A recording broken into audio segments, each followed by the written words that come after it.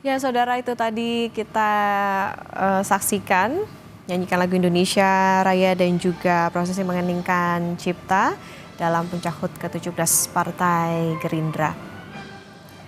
Dan kita sudah terhubung dengan Direktur Eksekutif Tres Politika Strategis Agung Baskoro untuk membahas terkait dengan rangkaian acara dari HUT Partai Gerindra. Selamat pagi, Mas Agung. Mbak Okta, pemirsa semua. Ya, Mas Agung, menarik untuk melihat bagaimana rangkaian acara dari HUT Gerindra, dan tadi juga jurnalis Kompas TV Renata Panggaro mengatakan bahwa Presiden Prabowo Subianto kembali dipilih menjadi ketum Gerindra dan juga dicalonkan menjadi capres di 2029. Tanggapan Anda? Iya, agak mengagetkan ya, karena memang saya kira hanya sekedar mengukuhkan beliau sebagai ketum Gerindra kembali, tapi ternyata ada deklarasi pencapresan untuk periode kedua beliau ya, 2029-2034. Di tengah beliau baru saja memimpin di 3 bulan pertamanya, sehingga ini sebagai kejutan lah bagi publik ya, bahwa Gerindra sudah punya capres, pun bagi internal koalisi Indonesia Maju Plus. Ya mau nggak mau teman-teman Kim Plus sudah disodorkan nama nih capres atas nama Pak Prabowo kembali. Agak susah menolak kalau misalkan mereka sudah punya di depan halaman rumahnya orang yang selama ini berada di dekat mereka seperti itu, sehingga bagi lawan-lawan yang lain yang memang tidak berada di dalam Kim, ini sebuah tantangan politik yang besar ya. Kalau misalnya mereka tidak juga mempersiapkan dari sekarang, walaupun tidak perlu dideklarasikan, tapi minimal mereka sudah tahu siapa lawan yang kelak dihadapinya. Dan di sisi minusnya memang ya, bagi Pak Prabowo ini bisa jadi masukan bagi lawan-lawan politiknya untuk mengetahui kelemahan-kelemahan beliau. Karena kan idealnya politik elektoral itu disembunyikan ya jagoannya. Sehingga muncul elemen of surprise atau wow factor yang bisa membuat ya lawan yang akan bertanding nanti bisa ya tidak punya kesempatan untuk mempersiapkan beragam manuver untuk mengalahkan beliau seperti itu. Tapi dengan kondisi sekarang maka elemen of surprise dan wow factornya menjadi berkurang, Mbak Okta.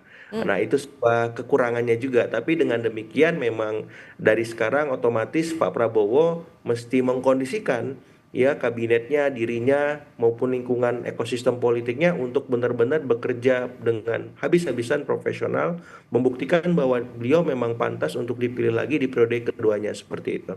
Oke, artinya ini bisa jadi apa ya, nabung modal politik begitu kan bisa dikatakan untuk Presiden Prabowo ke depan karena sudah dicalonkan begitu menjadi capres di 2029. Betul, betul. Jadi ya hari demi hari nanti ini ibarat bagaimana memupuk ya insentif elektoral bagi Pak Prabowo di tengah publik supaya ya tetap perform terus. Nah, otomatis kabinet merah putih, menteri-menterinya nggak ada pilihan untuk tidak bekerja dengan perform juga. Kalau misalkan bermasalah atau menjadi beban, ya pilihannya diganti, Mbak Okta. Jadi ini yang memang menarik untuk dicermati terus. Karena memang ekosistem politik kita di sistem ini sekarang kan presidensial threshold 20% itu dihapus ya.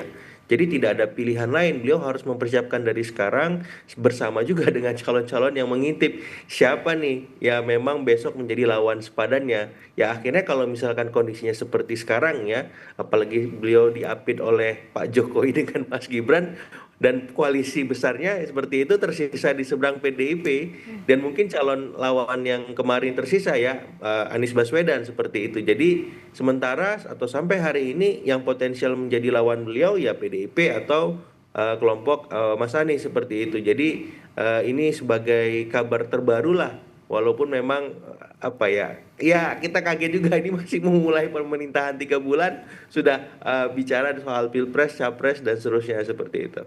Oke, nah itu tadi menarik soal bagaimana putusan MK di awal tahun soal presidensial threshold itu 0%, ini tentu jadi tantangan sendiri. Apakah penetapan Prabowo itu bisa dikatakan untuk menjaga suara dukungan, Mas Agung?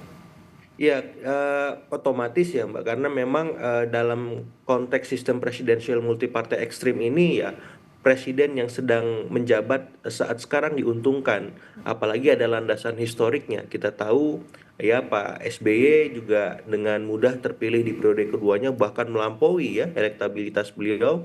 Kemudian Pak Jokowi juga demikian sangat tinggi ketika di periode keduanya. Nah, saya kira landasan historik itulah yang membuat Pak Prabowo maksud saya memilih untuk maju lagi di periode kedua dilihat oleh kader-kadernya karena akan sangat mubazir bila itu tidak dimanfaatkan dan dioptimalkan.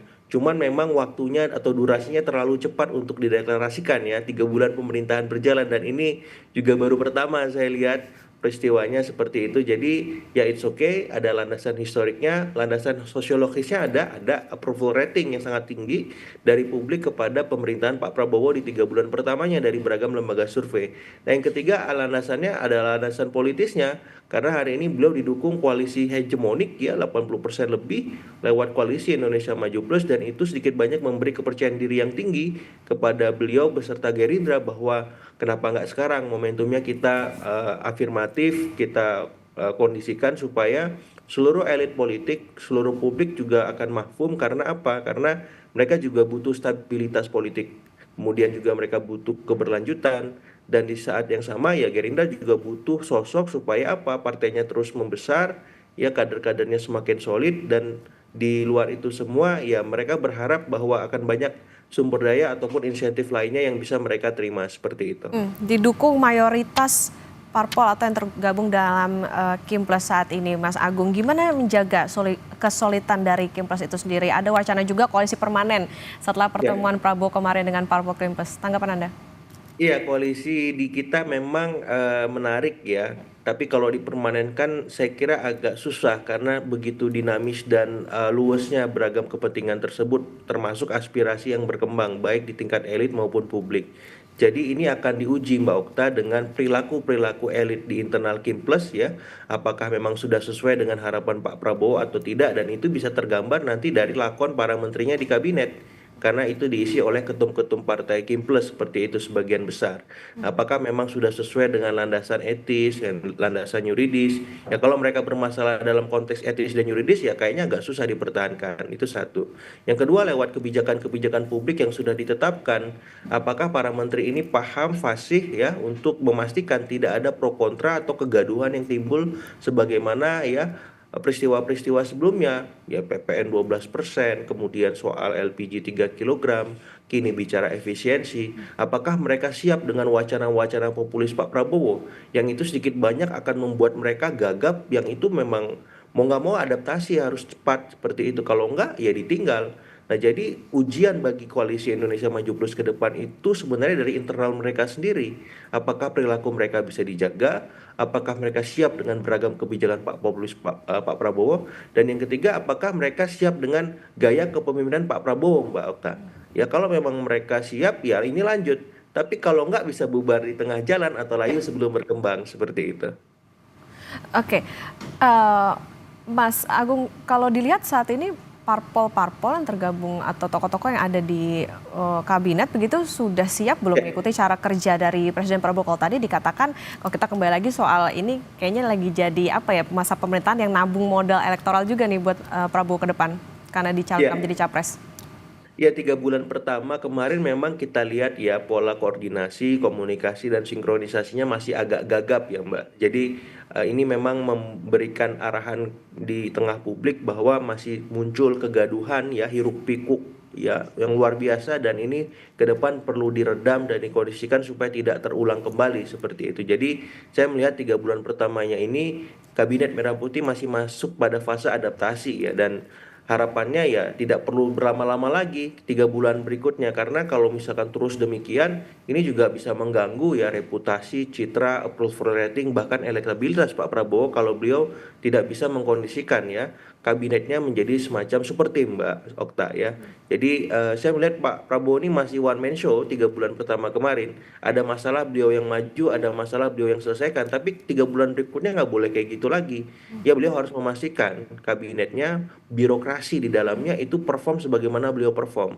Nah ini tantangan beliau sebagai presiden dan harapannya ini bisa tuntaskan seperti itu. Oke, Mas Agung, tapi kalau melihat bagaimana Presiden Prabowo ini kan baru menjabat, kemudian sudah Gerindra sudah ibaratnya gembar-gembor untuk mencalonkan jadi capres di 2029. Ini bisa akan bias tidak sih di dalam pemerintahan nantinya? Kemudian apakah ini menjadi langkah yang terlalu berani dari Gerindra? Kalau tadi Mas Agung katakan ini politik ya sifatnya dinamis gitu, bisa jadi sekarang akur, nanti gimana akan ada pro kontra lagi kah di dalam Kipres itu sendiri?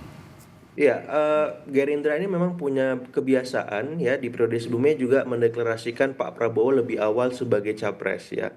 Ini berarti sudah keempat kalinya Gerindra melakukan itu dan 2 kali sebelumnya Gerindra belum berhasil menang Pilpres, tapi setelah itu ya Gerindra bisa mendudukan Pak Prabowo sebagai presiden dan itu ingin mereka lanjutkan semacam itu dan ini memang punya resiko tersendiri Mbak Okta seperti saya ungkapkan bahwa ketika ya sebuah partai mendeklarasikan lebih awal kandidatnya, calonnya, jagoannya, maka kemungkinan dibaca dengan utuh oleh lawan-lawan politiknya akan semakin mudah.